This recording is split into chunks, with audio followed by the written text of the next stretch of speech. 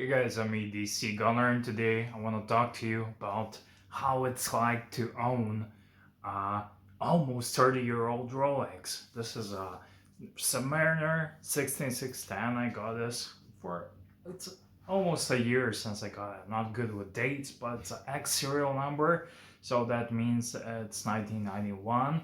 And today's 2/19. I have it almost a year, and I think it's a couple of months until it's full year since I have got it and own it. It was my Grail watch, and it has been everything I thought it will be, but it's been everything I thought it will not be. So there's a lot of things going on with this watch. So this video, I'm gonna tell you how it's like to own, let's call it semi-vintage Rolex 16610 from the 1991. Went from Seiko to Rolex.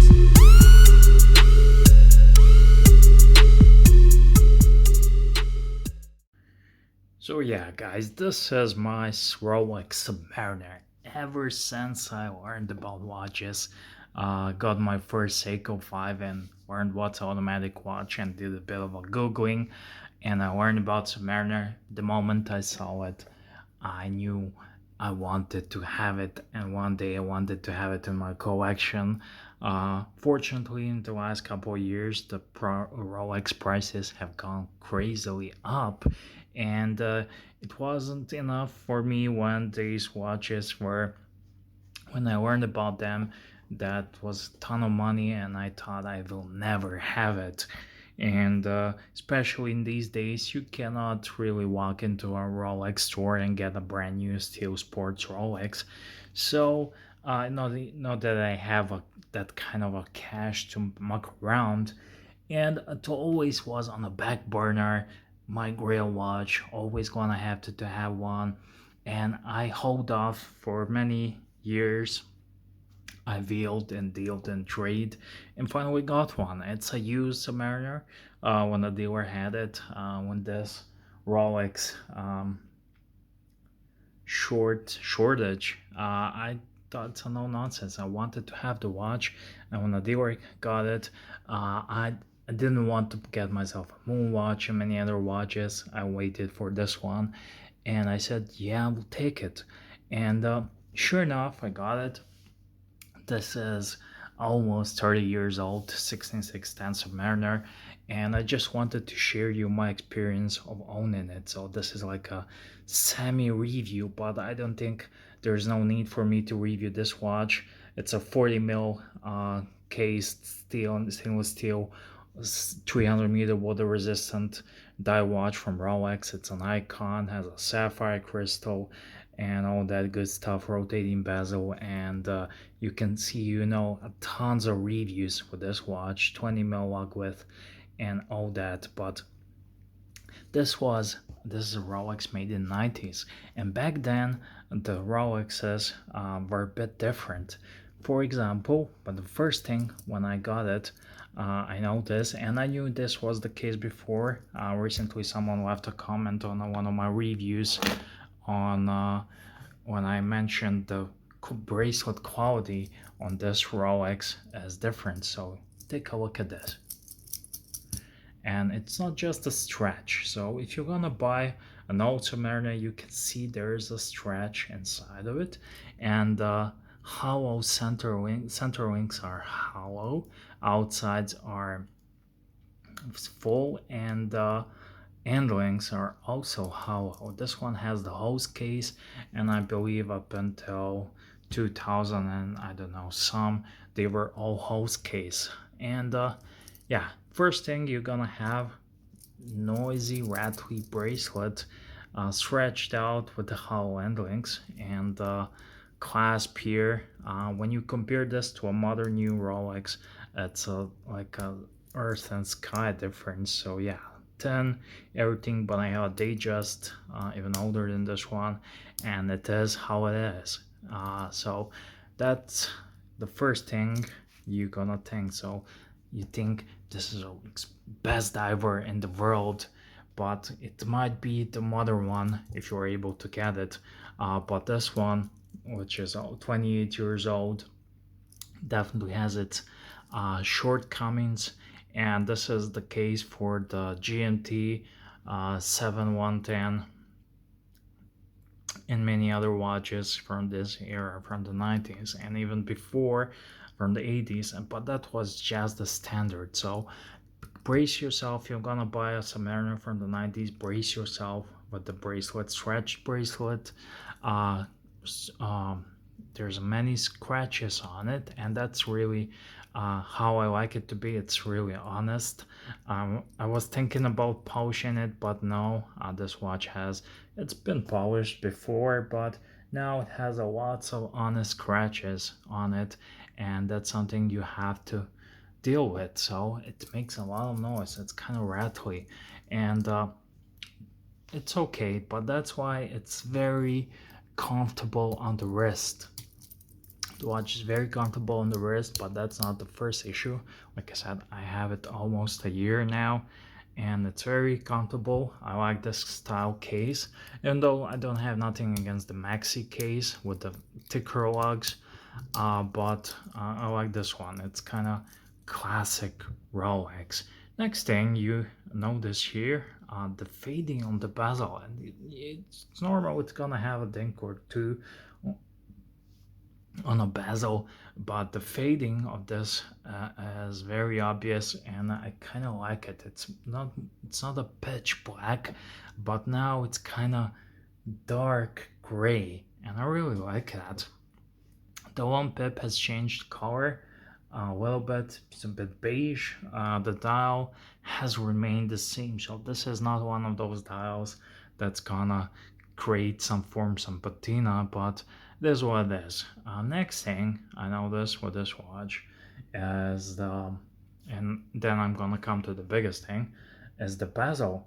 And the bezel has really stuck a little bit, so I'm gonna need to clean it up a little bit. It works, but it was moving, but now it meets some resistance here, so I'm gonna need to pop it out and to clean it up. And I'm not really, to be honest, comfortable in doing this, so I'm gonna let it to a professional.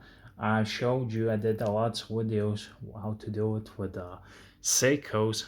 Just a second, I need to remove this to the where it belongs. Yeah, okay, now I'm good. It's a little bit of a gunk and dirt. I've been wearing this watch a lot since I got it, and it needs cleaning up, so be prepared for that. You're not buying a brand new watch, you're not having a brand new watch, and be prepared for that. And the other day I noticed a little noise. I noticed a little noise. Can you hear this? This is a rotor.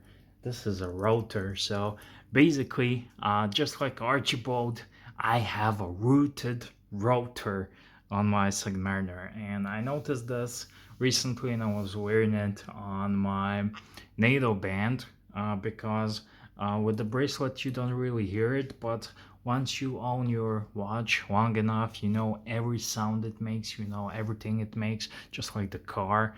And I noticed the rotor, and I took it to my watchmaker, and he said, yeah, basically I have a rooted rotor.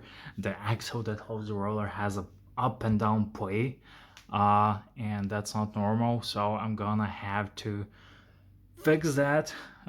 Basically, just like Archie's Patek, I have a rooted rotor, and be prepared. I'm preparing myself now. I need to source the rotor or that part. I'm gonna leave that to my watchmaker, and I think he's gonna order it directly from Switzerland. You cannot get it from Rolex, but I'm lucky enough. I know a couple of good watchmakers, and they have contacts and sources all over Europe. So when they need something, they look after each other. So yeah, I'm gonna have to now service this watch. So I'm not gonna change anything. I'm not gonna polish it. I just want a good, nice movement, overhaul, cleaning, lubrication, and I want to fix the rotor because I'm not planning on selling this watch. I asked the guy,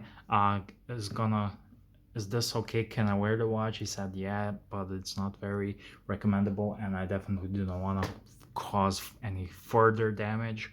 So right now I'm gonna put this watch on the back burner until he sources the part for the rotor, the axle inside, or the complete rotor. I want just the original part. I don't want anything aftermarket in my watch, so I'm gonna have to wait a little bit more, and I think at the end of the day, I will be more happier to have it all functioning and working. I'm just like that when it comes to cars. I want everything done and fixed. I don't want anything that makes noises other than the crazy rattly bracelet, which I kind of like. It's very charming. I don't mind it, but yeah, this watch is gonna have to go to be serviced. And other than that, it's been a dream of wearing this watch. I love it, and it was my Grail for many years, and ever since I got it. I moved on. I have some other Grail watches, but I definitely do not want to get rid of it. I know just a Rolex Submariner, and every asshole has it in the world, but it's very dear to me, and I want to look after it. I want to clean it, and the rooted rotor is a result of previous owner not looking after it, not servicing it in the intervals, and things happen that way. And now it's in my hands. I wanna take good care of it. I wanna take good care of all of my watches, and I want to have it running. I want to have a nicely sliding rotor with not noises, and yeah, hopefully I will fix it. I will be able to source the part for the rotor, and I will be happy after service for at least 5 or 6 years. So yeah, that's it. Thank you for watching. I just want to share this little video. It's like a review, but not a review, and I want to share how it's like owning it. I had it for almost a year, and it's been a dream. I love this watch, but when you get older new vintage watches, you need to have a good watchmakers nearby. Otherwise, you're gonna have to send it to Rolex, and I don't mind sending it to Rolex, but I really wouldn't want to wait 4 or 5 months for my watch to be serviced. So that's the biggest issue, and I don't want to them change the hands, change the dial, change the bezel, and polish it and everything else. This is my working watch. This is my beater, but you have to take care of your watches and your machines and your cars.